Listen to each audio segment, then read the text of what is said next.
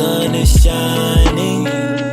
Life goes on while so many dying. So many cries while so many smiling. The flowers are dancing cause the season's timely. The ice is present and now the leaf is drying. This is nature, so can I come persuade you? We gotta repent cause one day we'll see that's not the true nature. It's supposed to be like Eden, yeah. Ooh, it's supposed to be like Eden, yeah. Ooh, it's supposed to be like Eden.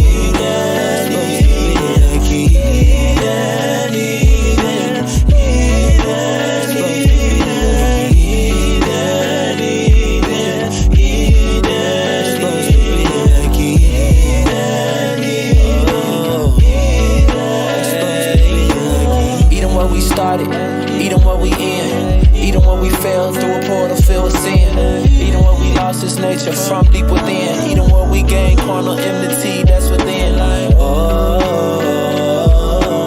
this ain't the way it's supposed to go.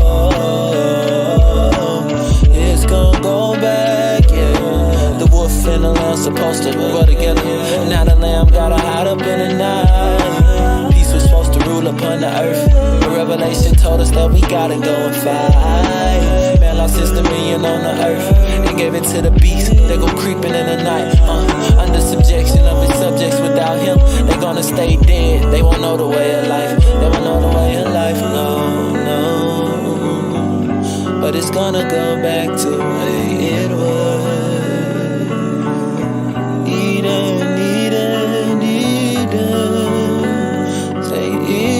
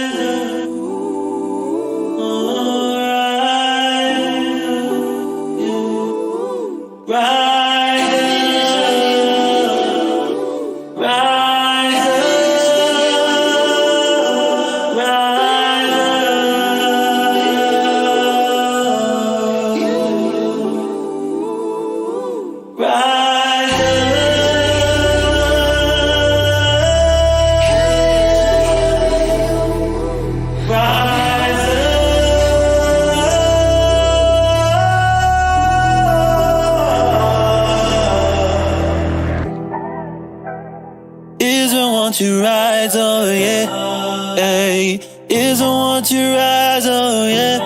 Hey, Israel, won't you rise, oh yeah.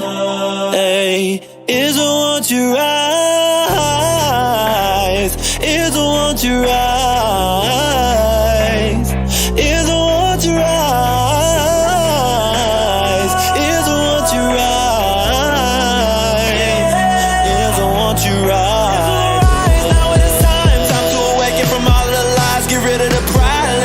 For your who, don't you quite run out of time, yeah, yeah. They wanna see you down, they wanna see you hurt, they wanna see you broken, don't want you to know your worth. But we rise up in every single oppression.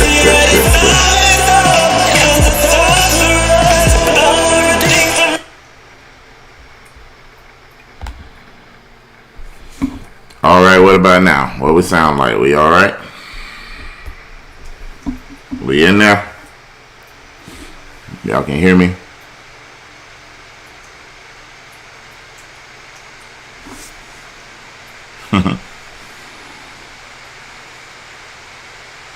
Praise Yahusha. Adios, Tuba.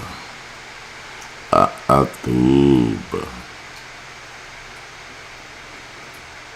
Alright.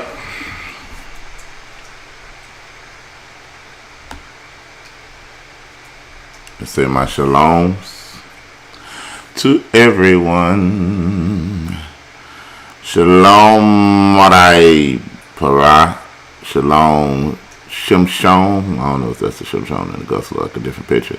Shalom Tanisha. Shalom Brother Jason Comfort. Shalom Rakam. Shalom Yakub.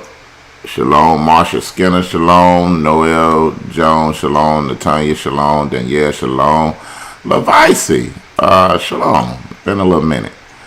Abaya, Morel Abaya, shalom, Yahoo, shalom, Ara, shalom sis, Moray DP, shalom,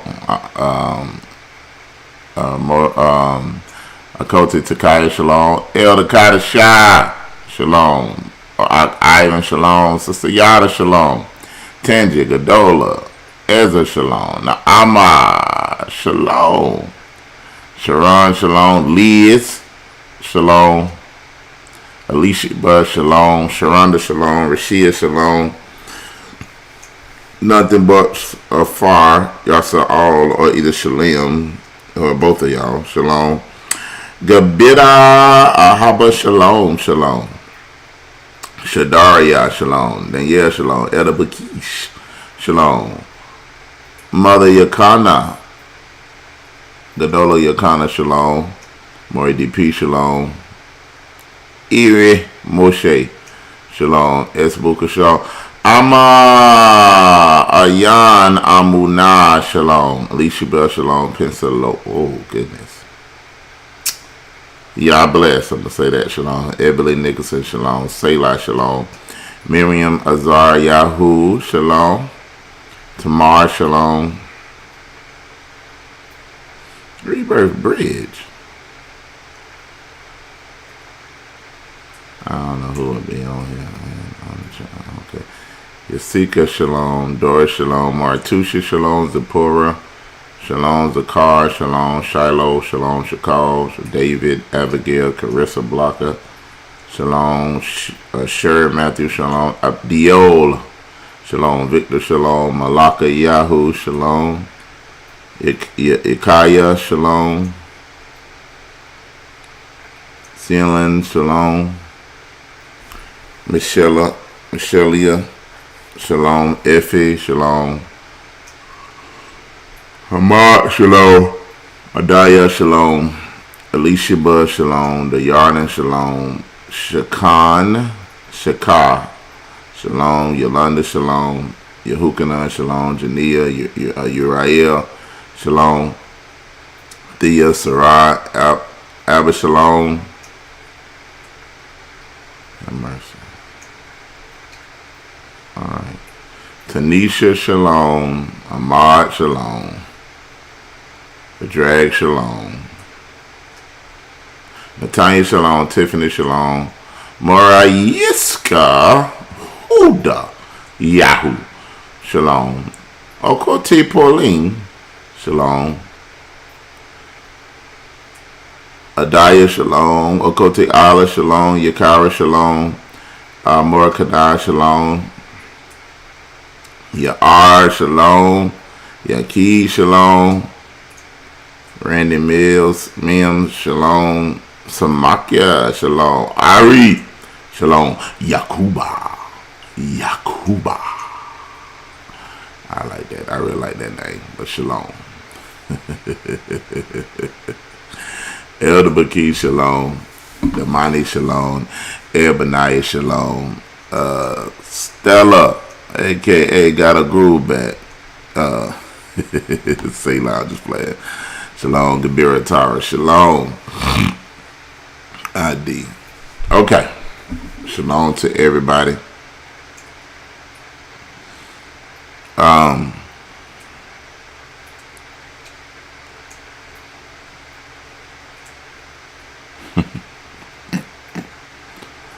Again, want to say shalom to everyone. Hope everybody's doing food.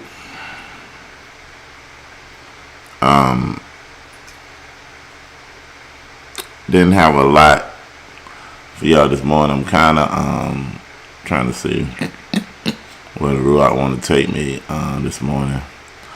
I think I want to do some songs. I ain't did a song in a while. And then pray for some of y'all needs. I'm going to pray for some of y'all needs. See what the Ruach is saying to some of y'all. I haven't done that in a while neither. I know we've been doing the Man of the Covenant series, and I want to give but we're coming to the end of that. I hope that as the things that we have covered for the men has been edifying. Let me ask you this to the men. Is there an area that I haven't covered that you would like to get wisdom on before I close that out? That's a good question. Is that an area that you would like me to cover that I haven't covered?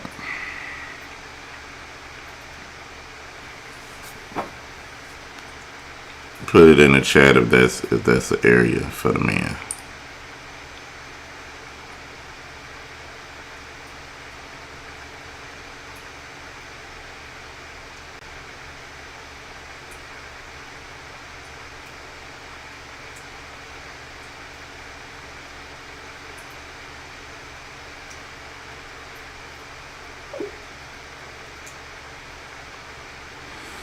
Giving the brothers opportunity.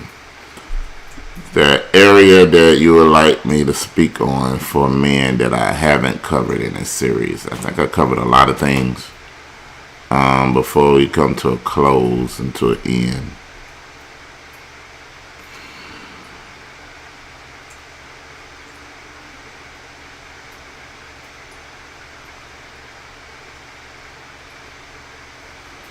Okay. When is compromising necessary? And how did you do it in a righteous way? And when is it not necessary or is it based on this situation? That's a good question.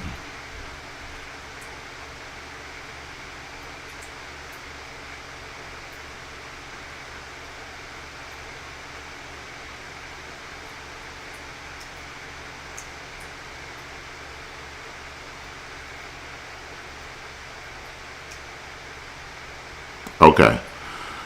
See if there's any. So I'm saying no, Chief and Thug. It's a good question. I probably can answer that one quickly. With that about the compromising.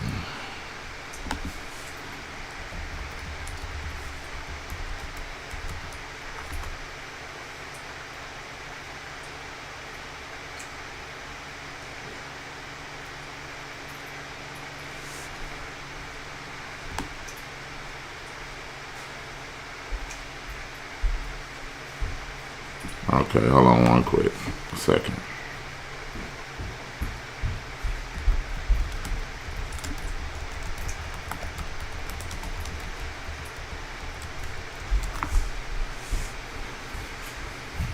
All right, let's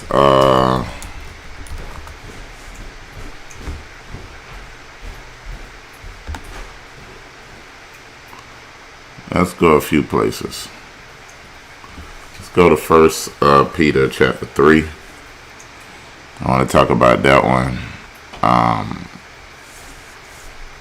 And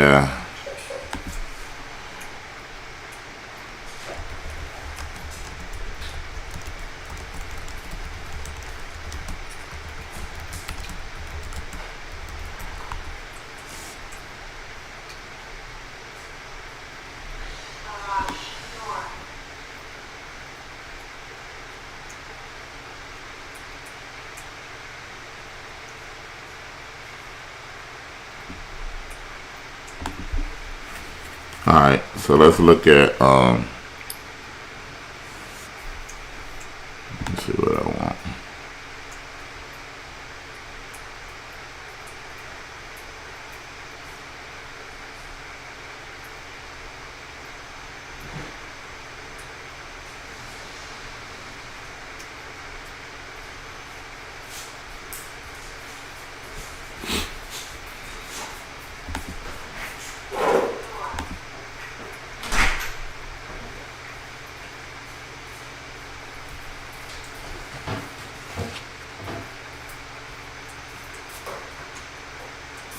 All right, let's go to First Peter.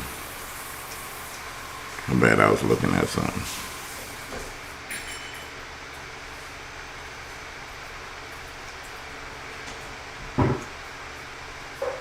Chapter 3.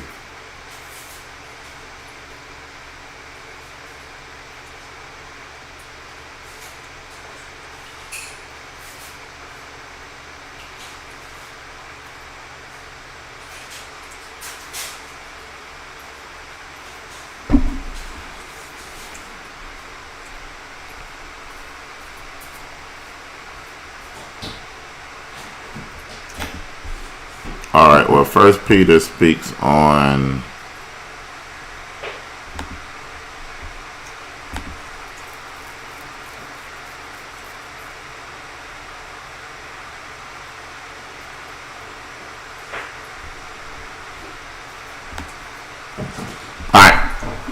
so First Peter speaks on this. All right, it speaks on this wise. We'll start at verse 7. Say, you husbands, in like manner, live with your wives according to knowledge, giving honor to the woman as a weaker vessel, as being also joint heirs of grace of life, that your prayers not be hindered. Right? Let's go another place real quick. Let's go to Ephesians 5. So we know that we're supposed to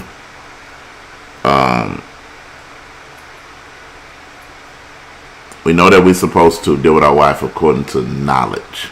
Right? And what knowledge? Right? The knowledge that you have taken the time to understand, to see, to know in an intimate way her thoughts, her emotions, her triggers, her heart, where you have taken the time to study and understand her. A lot of times when you spend that type of focus, intent, time with your wife, you will begin to know and understand her. One of the saddest things to do is to be with a person and just think time equals I understand you and know you. Right? You can spend time with, just say you're working a job, right? And you be with that person 8 hours a day. You can spend time with them, but only know a portion of that person based on you working with them, but that don't necessarily mean you know them. And one of the most aggravating things is to work a job and be there, and the people on your job, because you only giving them a portion of yourself on a daily basis, act like they 100% know you. It can almost be disrespectful on how they might respond to that. Like, oh, no, I know you. I know how you think. I know. And it's like, no, you don't know me. We not intimate like that. I don't like y'all like that. Now I just come here to get my job done. You know, you ain't no friend now. You an acquaintance that I have known for years because we work together. But don't get that twisted. It can be like that in marriage, where you really haven't really taken the time because you haven't really seen the value of knowing on an intimate level. And that's what the scriptures mean by Adam knew his wife Eve. Of course, they're talking about sex from that perspective, but the intimacy aspect of that, he was into her, right? He understood her, right? He spent that time to see how different she is, and give me my water too. See how different she is than the animals, right? In order to name the animals, he had room temperature be good. In order to name the animals, he had to watch them and understand them and see what Ruach told him based on their nature, based on what they did, right? He had to study them. And this is why he was able to name each animal, because he knew them based on his time spent, his study, and looking at their nature.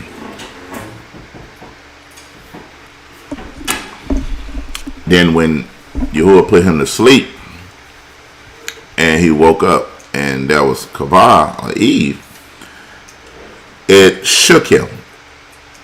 And that's why he stood up and said, man, bone of my bone, flesh of my flesh. Right? You know, she was a woman.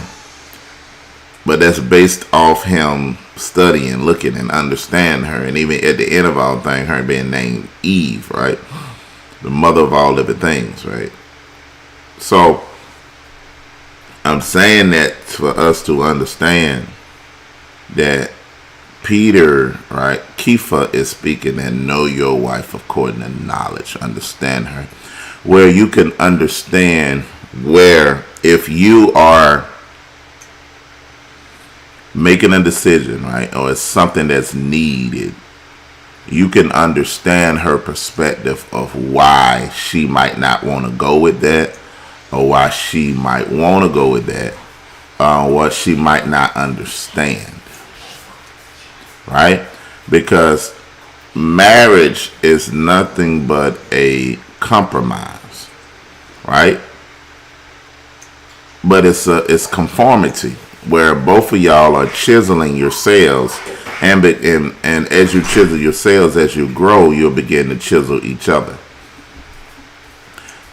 So when you understand that, number one, marriage is about conforming. It's about hearing each other out, giving each other an opportunity to speak what they feel, what they see, things that can be, that you might not be seeing, things that you might not understand. So it's some levels of compromise that you have to do based on your knowledge of your wife, your knowledge of her past, your knowledge of her dynamic with her father and her mother, her house, your knowledge of what she experienced growing up, your knowledge of prior relationships, because a lot of the things that might have to be a compromise might be based on that.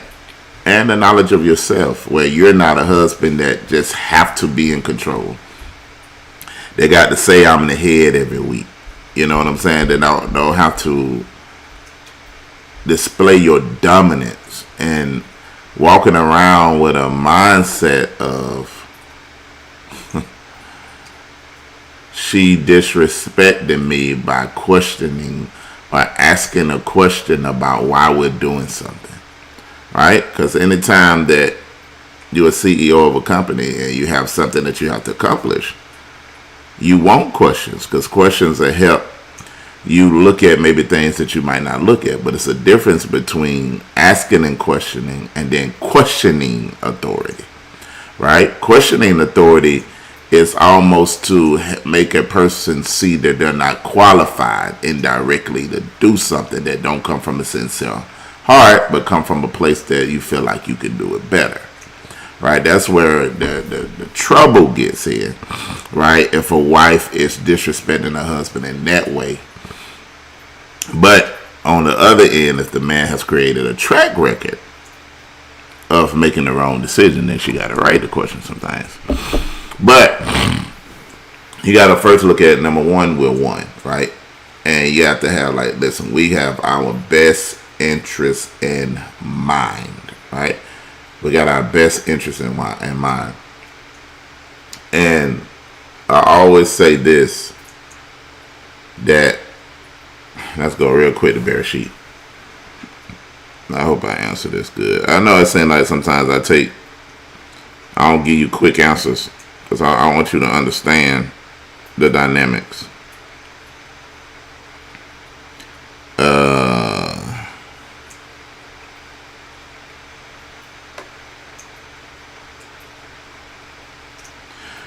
Bereshit 2, let's start at 23. And the man said, this is bone of my bone and flesh of my flesh. She shall be called woman, because she was taken out of the man. Therefore a man will leave his mother and father and will be joined to his wife, and they shall be one flesh, right? So number one, the woman comes out of the man, so that makes the man responsible for her, right?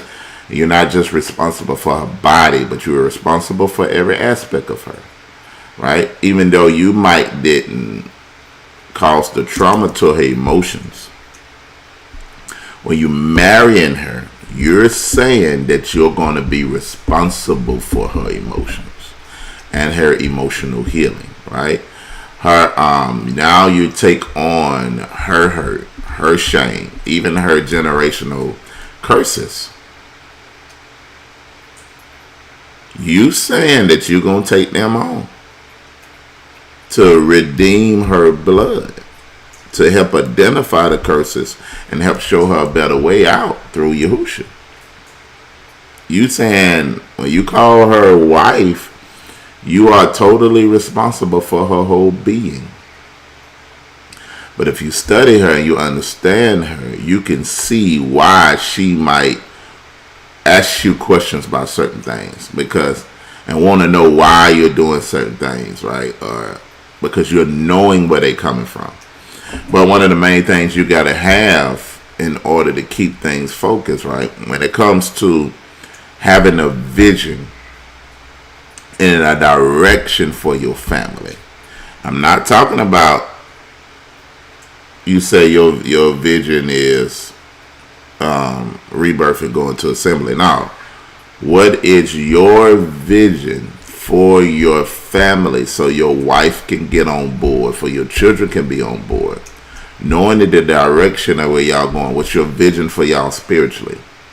What's your vision for y'all in y'all soulish realm? What's your vision in the natural of goals you're trying to accomplish? Once you have that conversation, once you and your wife talk about those things and you allow her to be a part of the forming of it, even though you got the direction of it, but presenting it to her and allowing her to be a part of that, then she know where we're going. We know the direction. When they know the direction of where we're going, when you're driving the vision and you're going down the road, they won't ask you why you're going down this road. Why? Because you already showed them and told them the direction, the focus, the vision, where we're going. Now, there might be a time where you're driving down the road and she'll be like, baby, what you go this way? Because, over the years I come to find out it's a quicker way to get that road to go down.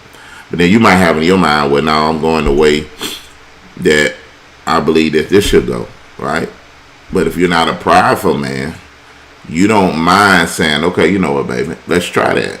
Let's go that way. Let's see where that leads. If she's familiar with that, and that's compromising. That's not saying that you gave her the driver's seat. That's not saying that she dictating where you go. But you know your wife ain't there to harm you. You know your wife ain't there to dominate you. And then when you have that understanding, you know that you both have the same goals. So I can listen to her. I can compromise. I can understand, okay, she know the vision. Now, when it get murky is when you don't know her, y'all don't know each other, and you don't know the vision. And she ain't got no direction. But you give her that, the direction and the vision to know the end goal. Now she go off that. You don't have to compromise on that. It's like, nah, baby, you know where we said we're going. You know this is the direction that Yahuwah has given us to go. We can't move on that. This is the end goal. Now we might take a route here and there, but we're not moving on what he told us to do. That's when you don't compromise. When it comes to, and this is why your decisions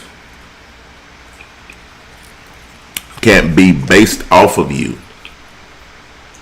When it comes to the house, now you have certain things that you want to do, that you want to get done, and you compromise with each other because of the love that you have for each other, right? I say this. I give you an example of something that's not necessarily spiritual, but this is something that you desire to do and want to get into.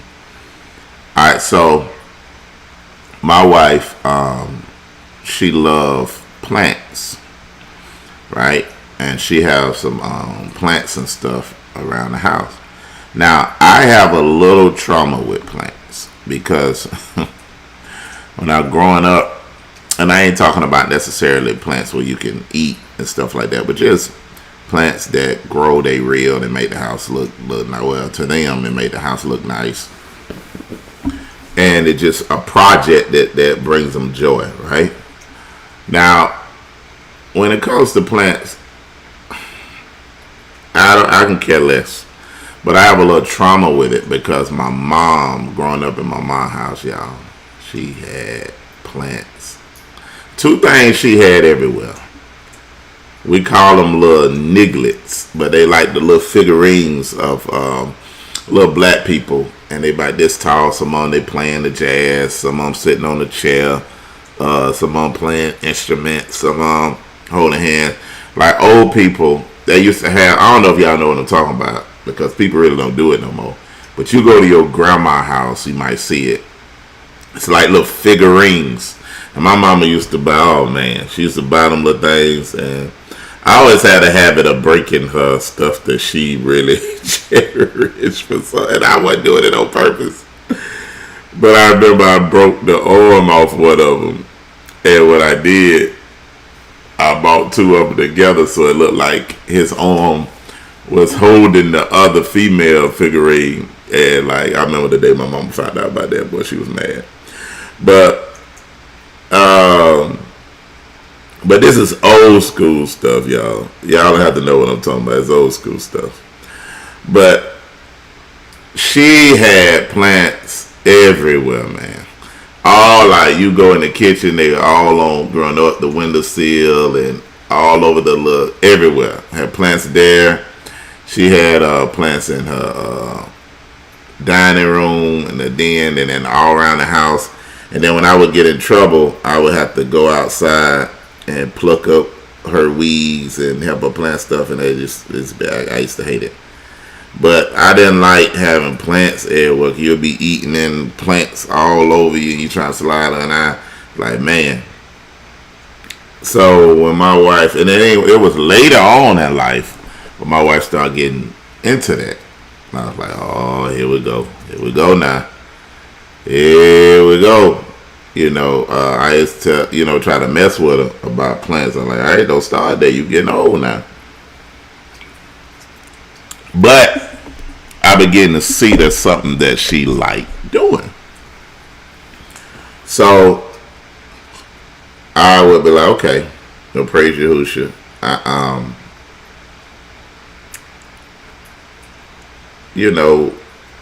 I'm not going to make it crazy. It's like, and then she started bringing plants in the house. And I was like, oh. But I looked at how much it brings her joy over me just not liking it and not having a true, legit reason for her not to have it. So I had to get over myself when it comes to that, and really, and even got involved with even helping her get this one plant she had. It didn't make it. Something ended up happening to it. It's nice and beautiful. And then there's another. I had surprised her one day because I love her. I had surprised her one day and went out there and got her a plant that was better than the one that she liked, and it blew her away, and she loved it, right? And that's me compromising on how I feel. Now, it would have been stupid for me to say, listen, I'm the man of this house, I don't want no plant, you ain't bringing no plant in here, don't have no plants in my house. That would have been dumb, because on this other side, she compromised to me. Now, I always loved dogs for a long time, right? And I think it was about 6 years ago, might have been longer than that, might have been 7 or 8 years ago, me and a brother had got together about breeding Rottweilers. But at that time, I ain't have the money, so I had to save up the money in order to get it. I think it was about 7 or 8 years ago. And then it was probably about 2 years ago that I finally was able to set aside money to get a Rottweiler. Now, it wasn't the best time. My wife knew that I'd be wide open, and she, she tried to give me some wisdom, but then she knew my heart, what I love, because it's like, a lot of times we as leaders don't get to really do the things we desire just to do because of the work and so much that we have to get done, and focusing on the people. And she compromised, and she helped me with it, and it became a little bit more than I can chew in some areas, but she still was there with me because she seen that I enjoyed it, and she committed to helping and have the whole house help with it. And we compromised, even though we knew on each end we both had our reasons not, but we know each other, and we look at, okay, this is going to please them overall. You see what I'm saying? But we don't make it where it's just, I ain't moving, I ain't this, you know what I'm saying? Or we had another situation where I just made this because it was kind of funny. Me and my wife are two different people in some senses. Like, I'm what you call, I didn't know this was a thing until some years ago. I'm what you call an extrovert, and she what you call an introvert, right?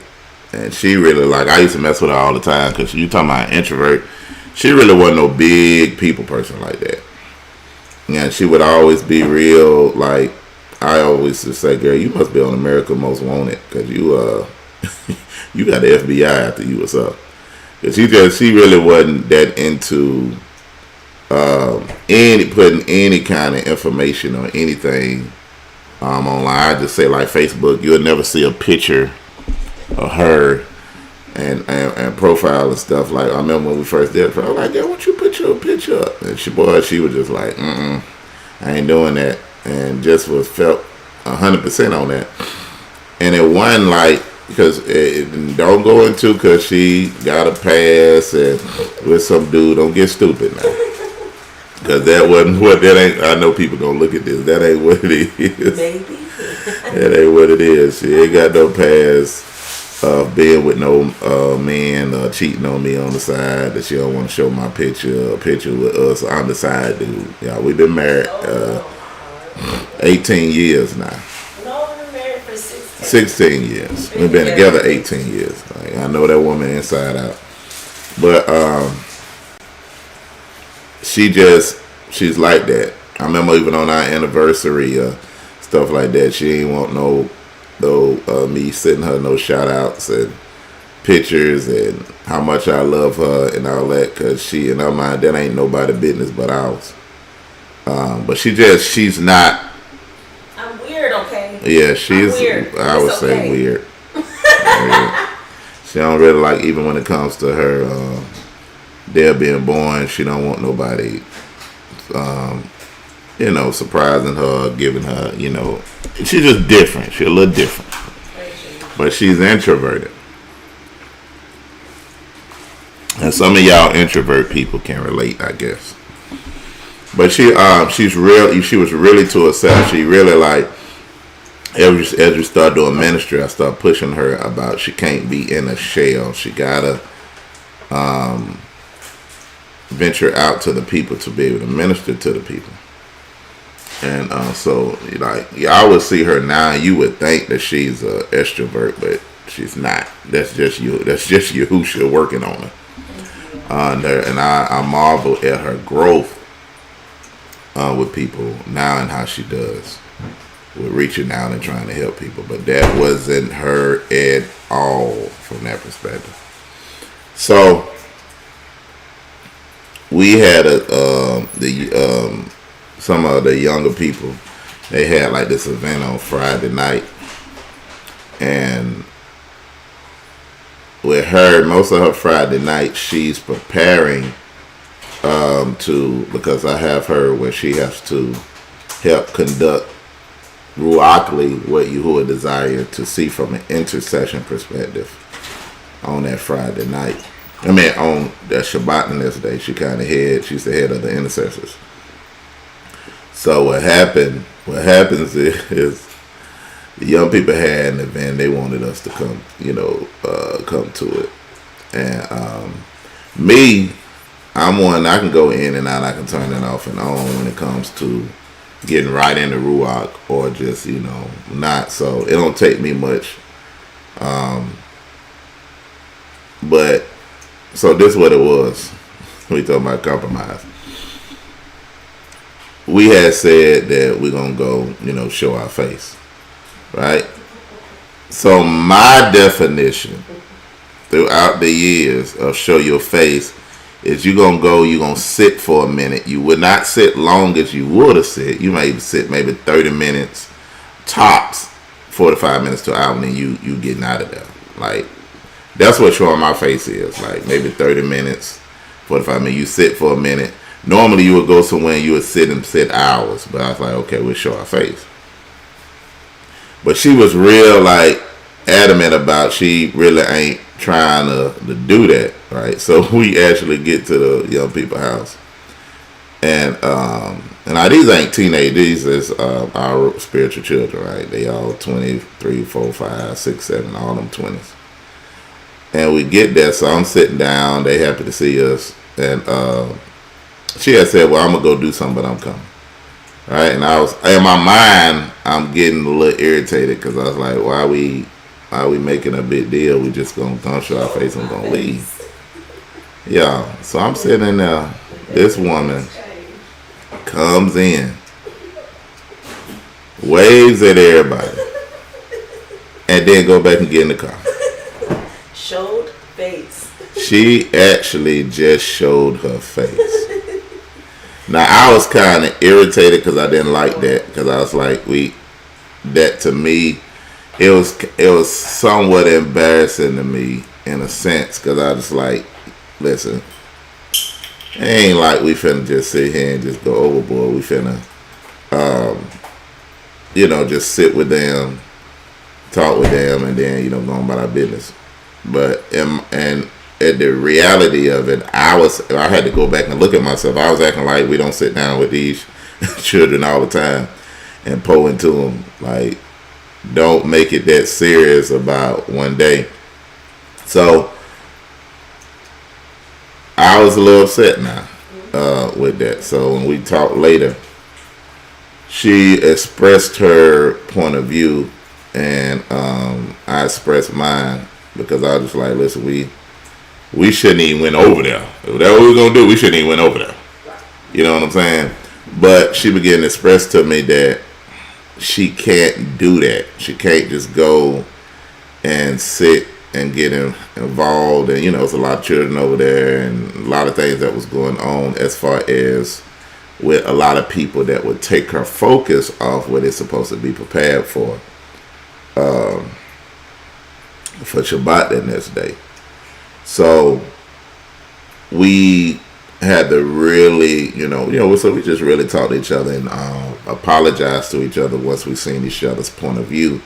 And then we came up with a plan to make sure that next time, if there's something that we're going to do, that we both know the definition of showing your face, and that we would not try to come to something at the night before Shabbat.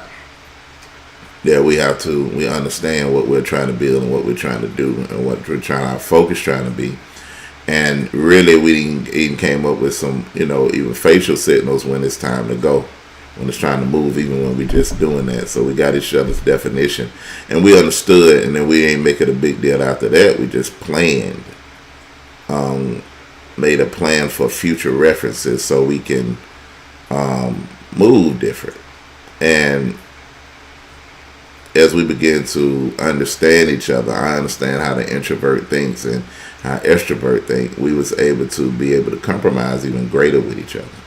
You understand what I'm saying? Not making a big deal, not going crazy, but knowing how to understand each other's where we at, what each other's needs are, and being able to meet in the middle. So, she understood my perspective from an extrovert perspective. And we learn how to meet in the middle, because some aspects of an extrovert, we be doing too much sometimes. We at our best in the midst of people, and sometimes we don't know boundaries. And it takes an introvert to help us see and understand boundaries and place boundaries in place. And the same thing with an introvert, that sometimes they need to come out of their little 2x2 foot boundary, that they need to expand it to expand it a little bit greater. But introvert people, they are fine with themselves. They come out for a little while, but then they like to be by themselves or with those that they pour it to and things. So it's just learning how to compromise with each other. Or they mess with you, say you was wilding. To compromise with each other. But it's you don't have an introvert conference. She talking about they're gonna do an introvert. Y'all gonna do an introvert conference. Everybody gonna go there and put their headphones on and have a good time. Y'all introvert people. Y'all some weird people. Some weird people, man. Y'all look different. I just mess with y'all. But y'all gonna have a 10-minute break at the conference just to go talk for 10 minutes and go back. Put your headphones on. Put your headphones on. But that even the aspect of being one as far as being there for each other. That a woman and a man is not side by side, but they're holding each other in front of each other. And the importance of that is to be able to look behind each other and be able to protect each other by things that you can't see. If I can only look forward, I can only see my spouse. She can only see me. So number one, you can speak to her on the things that you're seeing. She can speak to you on the things that you're seeing. And y'all can protect each other for the things that you can't see that's coming from behind. Right? And this is why it's important to listen to, understand your wife, understand your husband, to listen to them, and compromise when it's time to compromise, because you know they might be seeing or they might be hearing something that you can't see. I hope that answered your question.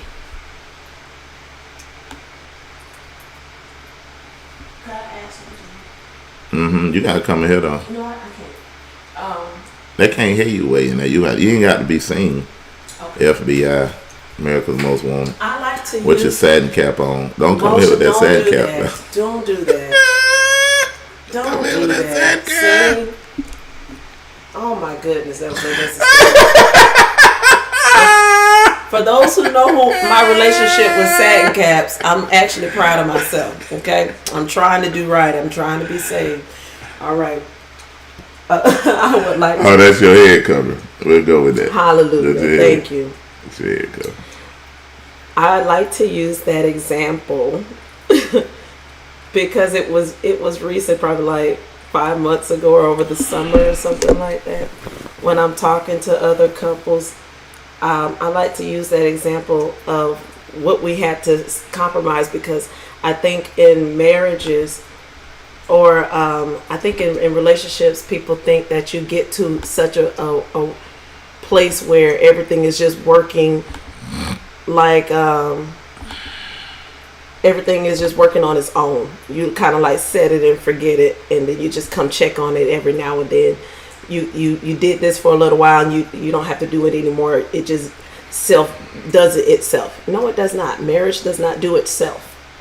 Even because you're in Yahusha, everything does not just work out fine because we love Yahusha. You have to do stuff. You have to do it again, and you have to continue to do it. With husbands, yes, you did that compromise, and guess what? You're gonna have to compromise something again.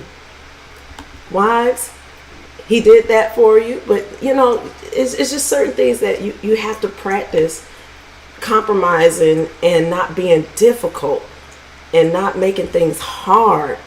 You have to stop wanting to win and trying to make the situation where both of you can gain understanding about each other, not about what you want, because that's what you want. What are you gaining about each other? Anyway, but I like to use that example because we have, like you said, we've been together for 18 years, but we have been married for 16. We still have to have times where we say, hey, what happened with that? What's going on with that? Okay, what are we going to do to work that out? It's like our goals, even if we have a difficult situation, our goals is not to win. Who going to win the argument? We going in with the goal that ain't nobody finna be arguing. Right. Because we need to, we both said we got the Ruach HaKodesh. Why we in here? I'm not coming in here fussing. And we decided that a long time ago. I said we decided that's how we're going to manage our relationship, because we like each other. We want to be with each other. We want to have smooth fellowship and follow peace with all men. That's starting in your house. Hallelujah. So I like to use that example because I think people think that you just get to a place where you don't got to do nothing no more. And that's just not true. You have to do even more because you're changing. Your family's changing. Life is changing. Everything around you is changing.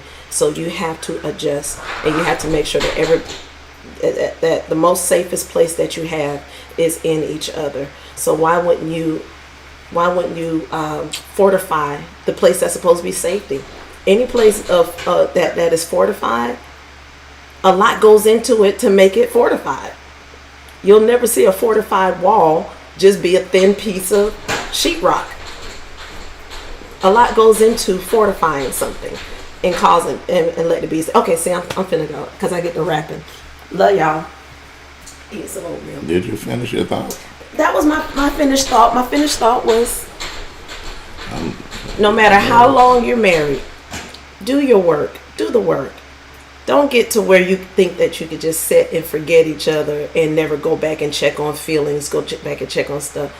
Never, or because that could have went a different way. He could have just been upset with me and said, no, you should know not to do that. I'm upset. It could have went that way, but it's not worth it. It was more worth it to him to get understanding of if I went that far to do something, like literally show my face. It was for a reason, because he knows me. He knows.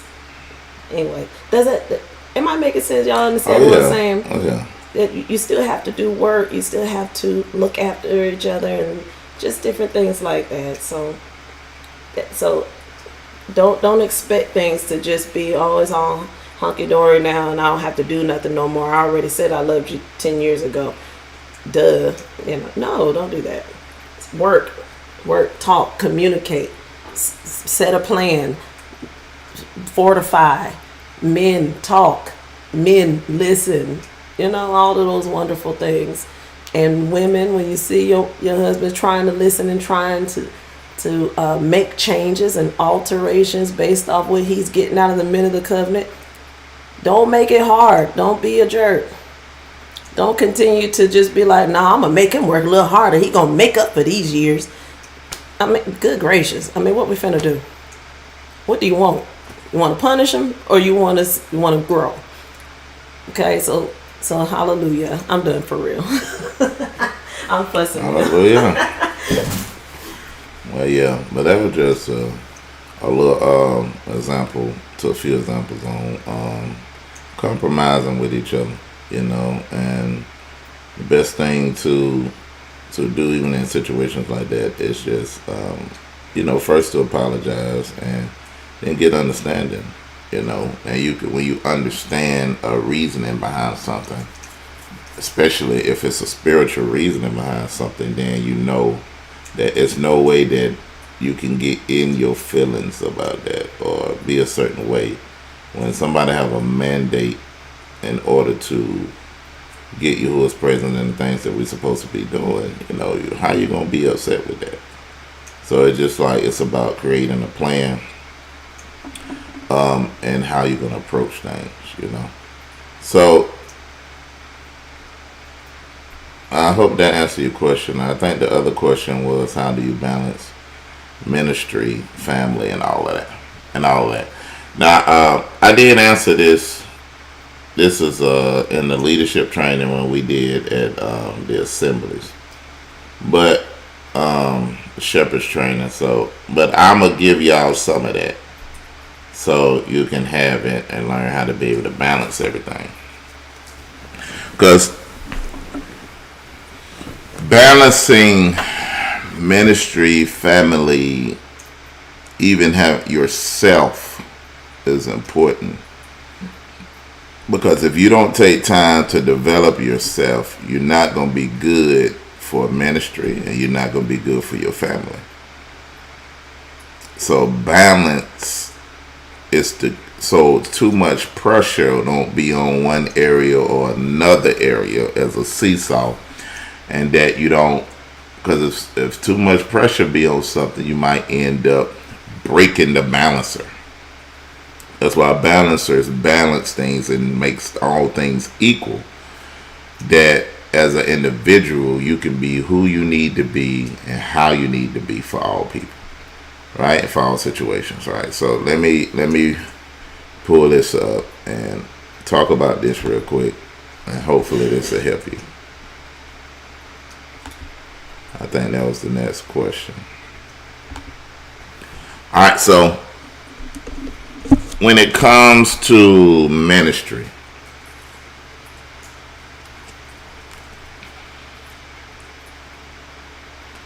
number one, you don't want to think in terms of balance, but you want to think in terms of quality.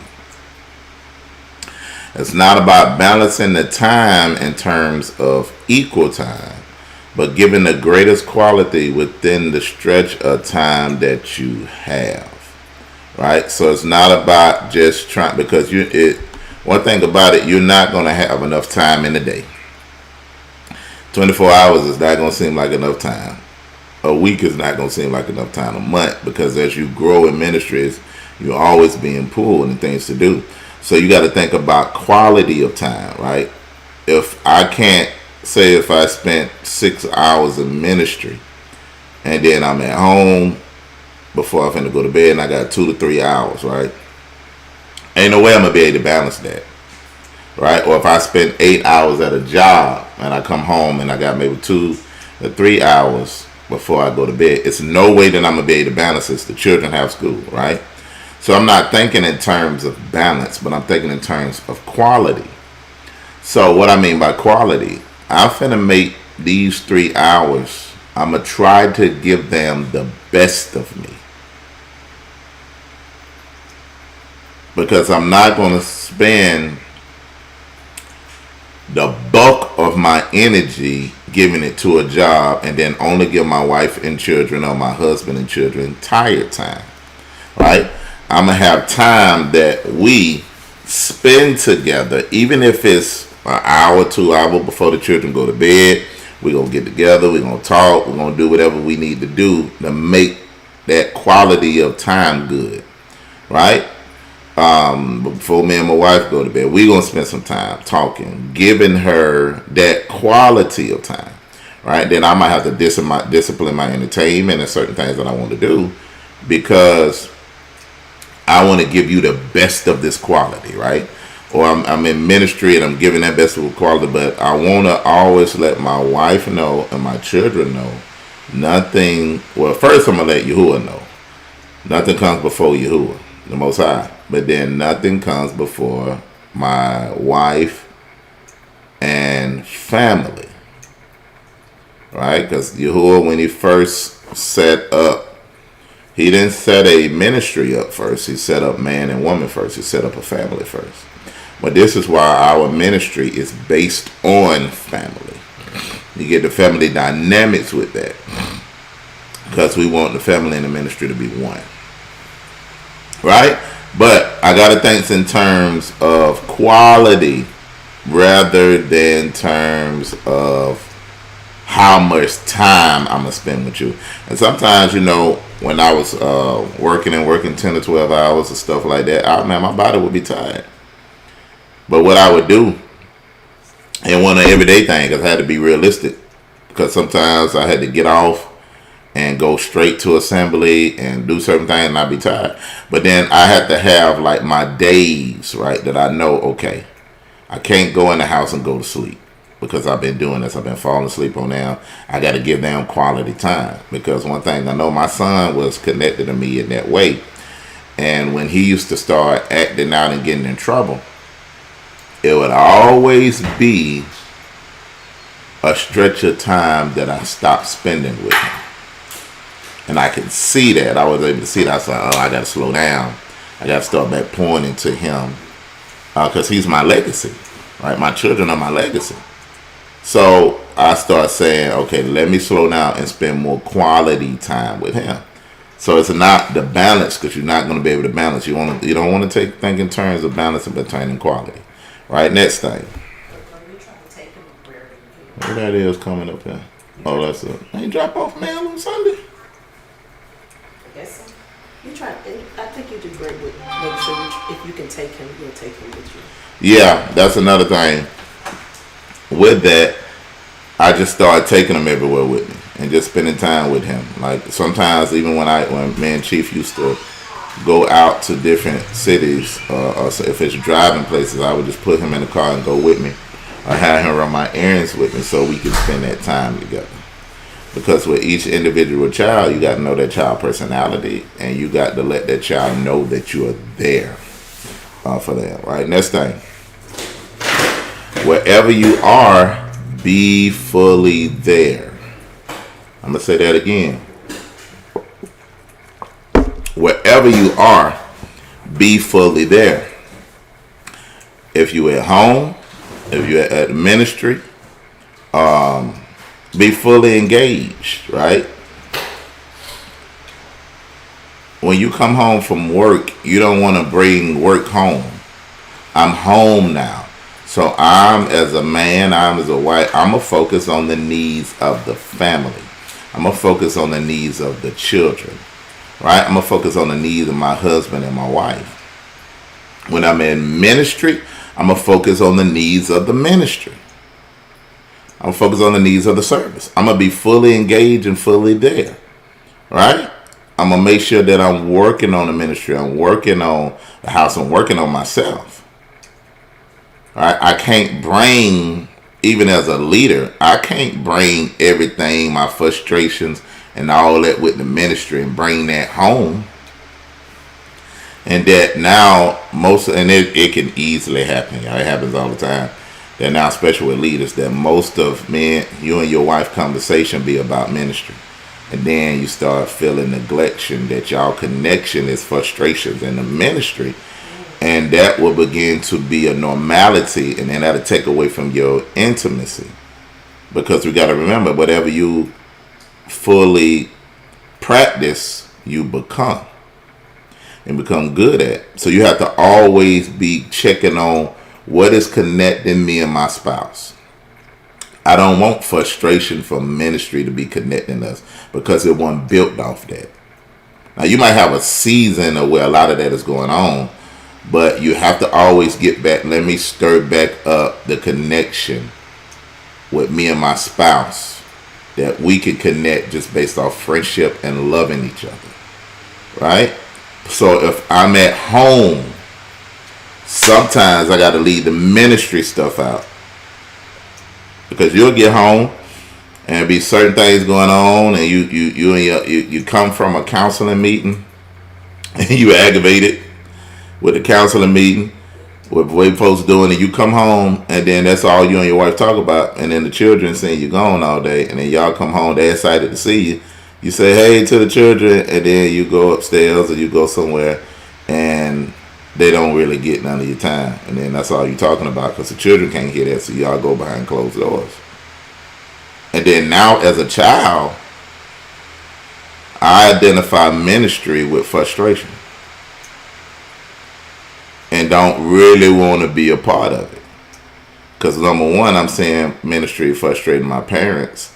And then number two, I'm saying that ministry is keeping my parents from building a relationship with me. And this is why some children, if they're not a part or involved in the ministry, they grow a disdain for ministry. I know what I'm talking about.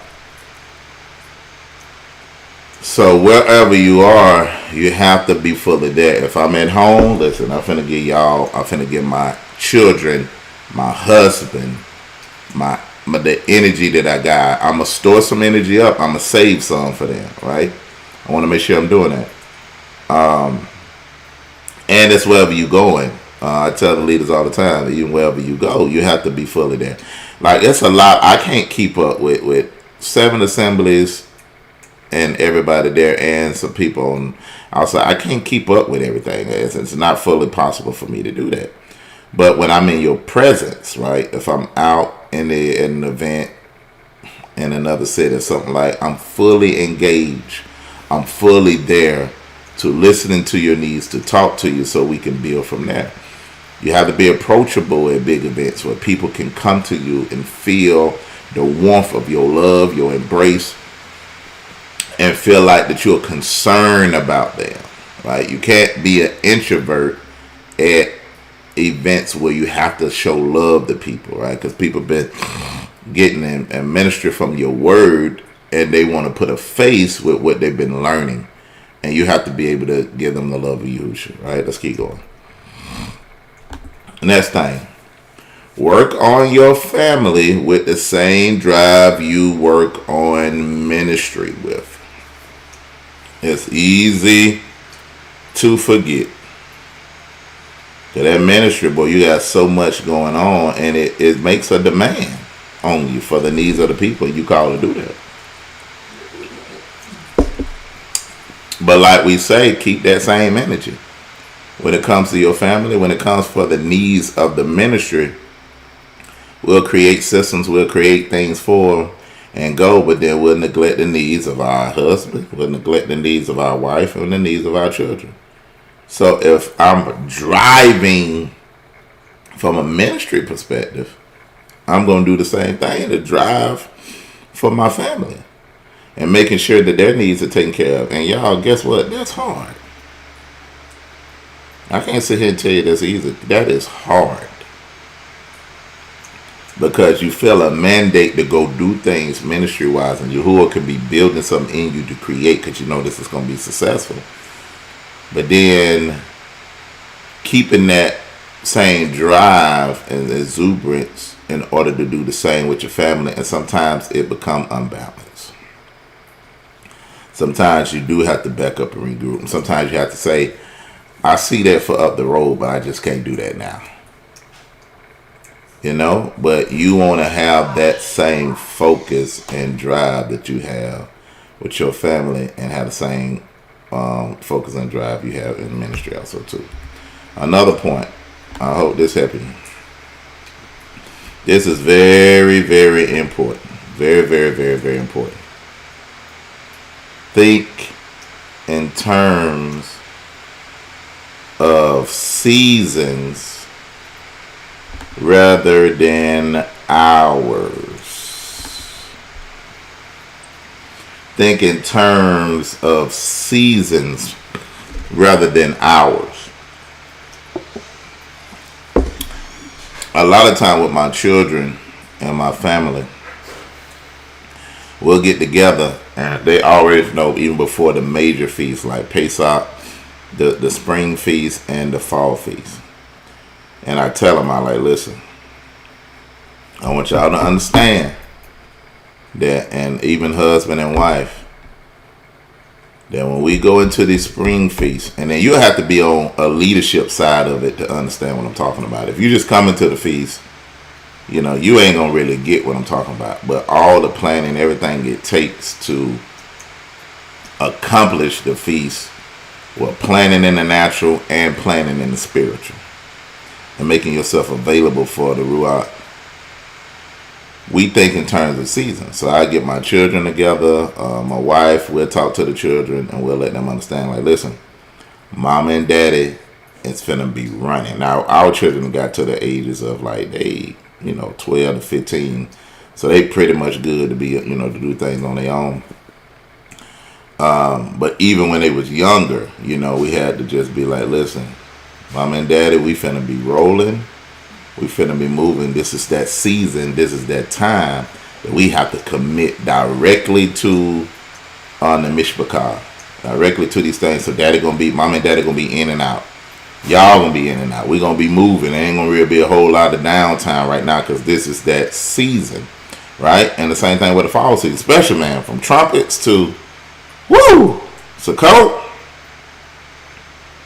Man, listen. That's a time frame there.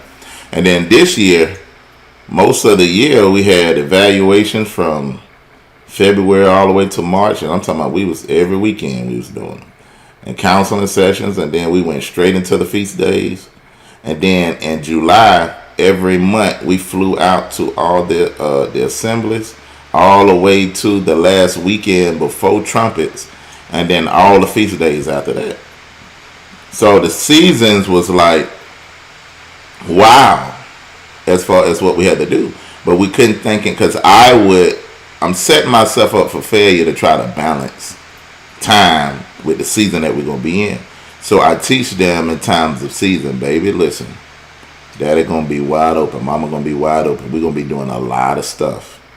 It's a lot going on. So I don't want you feeling a certain way. And then we get them so involved with the feast days, but they'll go back to what we did in the beginning.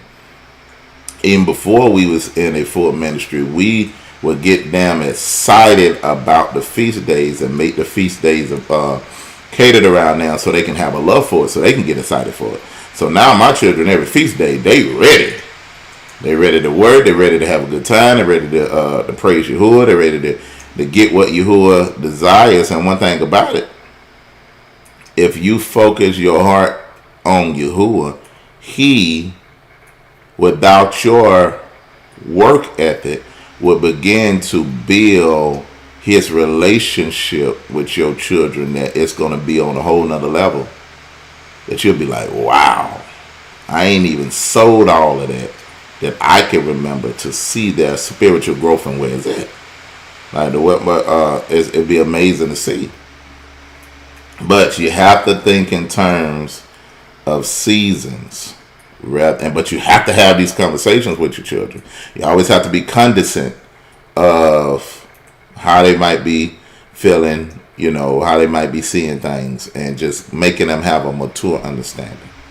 All right, so terms of seasons rather than hours. All right, next thing. Integrate your family and ministry when you can. See, now that's a given. When you integrate them into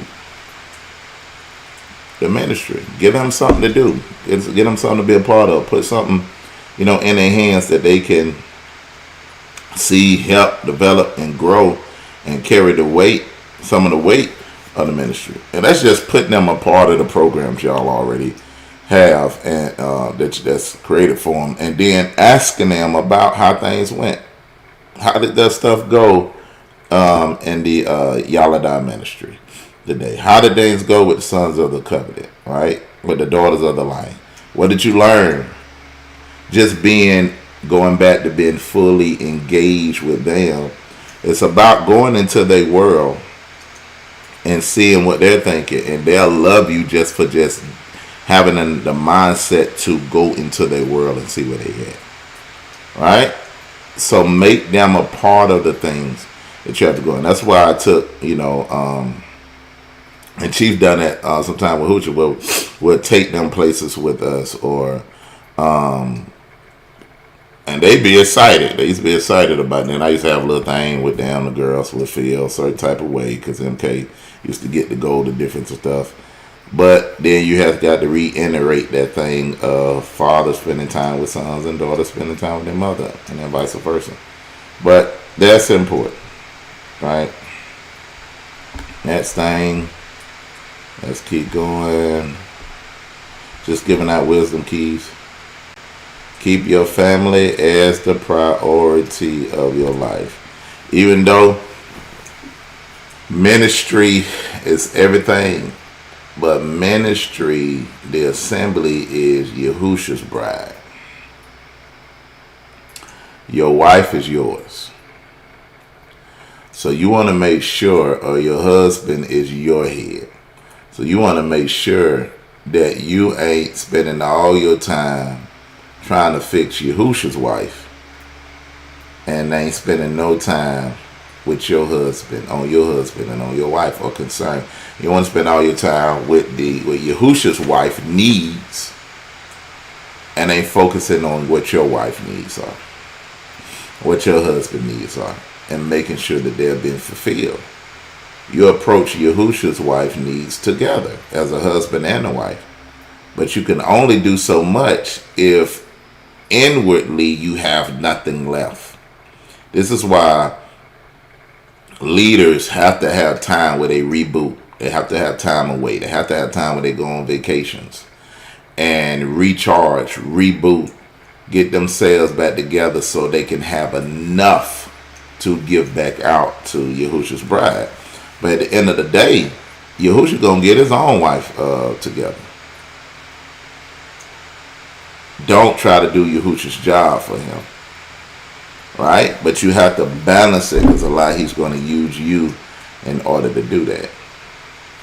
But you're gonna have to you have to balance that out. But you want to make sure that your family is priority. You don't want to pour into so many spiritual sons that you neglect your own biological son. You don't want to pour into so many spiritual daughters that you neglect your own daughters.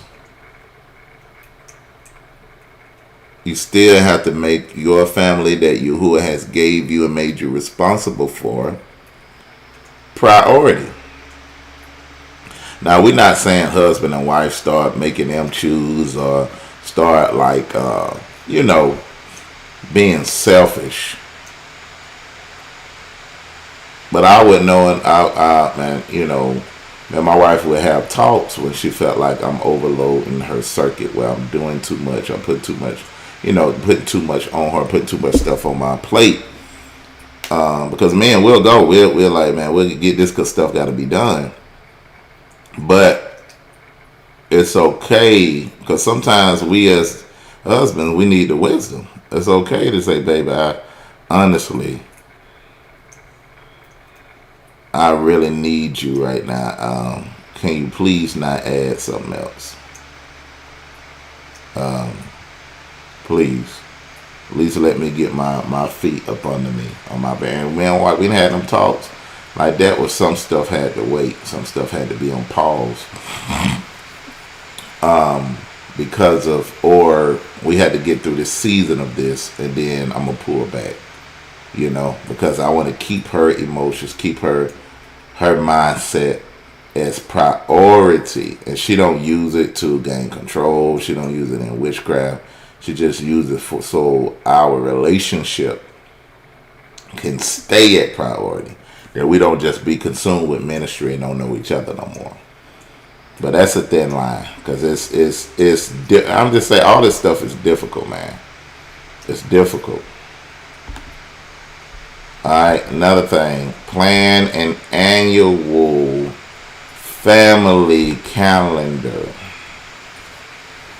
And this is why I said go back and think in terms of season and hours, because if I plan an annual family calendar, I'm going to plan my vacations with my children, our outings. This is why we try to have a day. The reason I try to show, because you got to do something to show priority. All right, so on Mondays is mainly me and my family shutdown day. That's me showing them. And I ain't talking about my household, heads of household, 100-fold family. On Monday, every Monday be about my wife and my children. Right? That's a shutdown day that I'm showing them. I tell people, don't call us, don't, get involved on all that type of stuff. Keep all your counseling, all the stuff you need to the next day. And boy, on them Tuesdays, do that phone be going off, But then I have some of the elders enforce that. Like they would make sure that nobody doing it. Sometimes we still might have to get some stuff done, but mainly we try to make that time for the family. We rotate it with the children to, like, one Monday might be Hadassah Monday to see what the family gonna do. The next Monday might be MK Monday to see what the family gonna do, right? The lead and what they want to do. Well, even my little baby Shalom, she have a Monday where she choose what we gonna do that day, so I can have them as my priority. But with that, creating an annual calendar of what you and your family want to do. If you want to go on a vacation, if you want to go and have them feast days in the midst of that, but then have stuff that's going to be predicated just towards them and getting away and doing certain things. And you can do that with your 100-fold household also too. It just depends on, but you want to create an annual calendar of, so a whole year won't go by and you ain't did nothing with your wife and you ain't did nothing with your children. You just did straight ministry. Hope that's happened. Almost finished. This is another thing that is so important.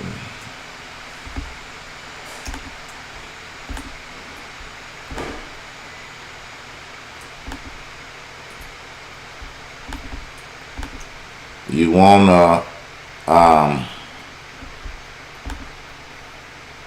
train your replacements in such a way that you're not needed.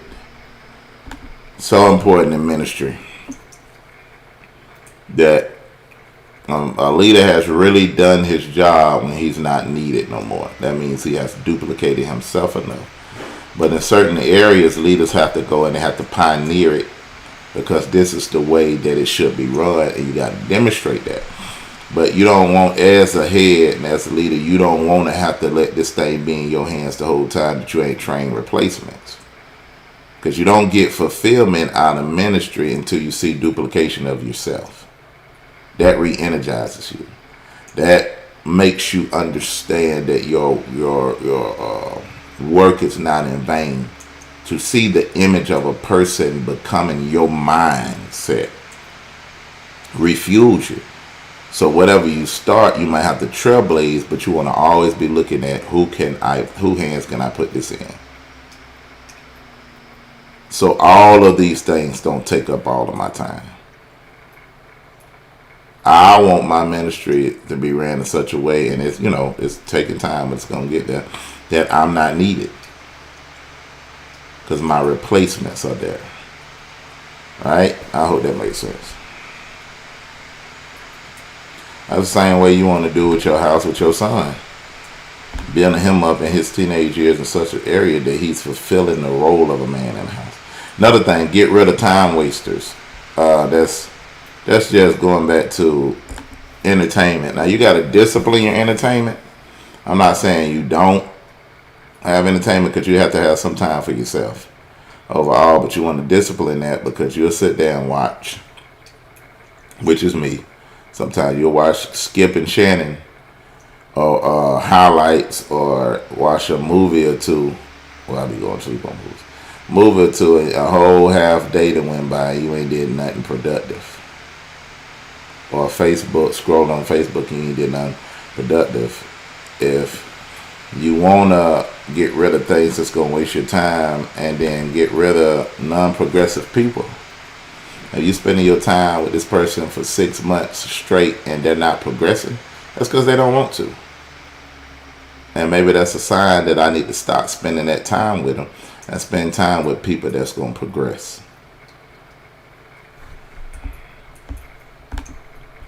Set project and work deadlines. You don't want to be working on the same project all year. Or for 5 years, give yourself a deadline. Give yourself a punishment for not meeting your goals and not getting that deadline. Think in terms of execution and making sure that these things can be established and happen. So these are some, and I'm going to start right there because it's getting real late. I don't want to go through the whole presentation. But I hope they help you on how to balance those things. There's some principles on balancing ministry, but it's difficult. It's difficult. Now, if you a follower, if you just in the ministry and you're not necessarily leading nothing, you might not understand how difficult it is, because you just come to stuff. But people that's in leadership will appreciate what we're saying, because it's just not an easy thing. And you have to have the wisdom of Yahuwah when it comes to Yahushua's wife, which is the assembly. When it comes to your wife, which is your rib, and your children and your spiritual children. It's not an easy thing. So praise Yahushua. We want to give y'all some wisdom on that. That's all we have for today, because it's almost 11 o'clock. Huh?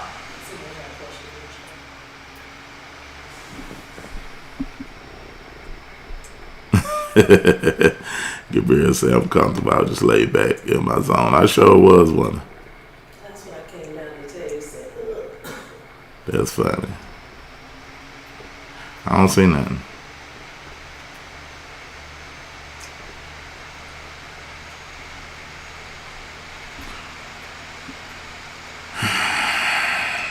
Alright, well, that's all we got for the day. Love y'all, and we'll see y'all on the next one.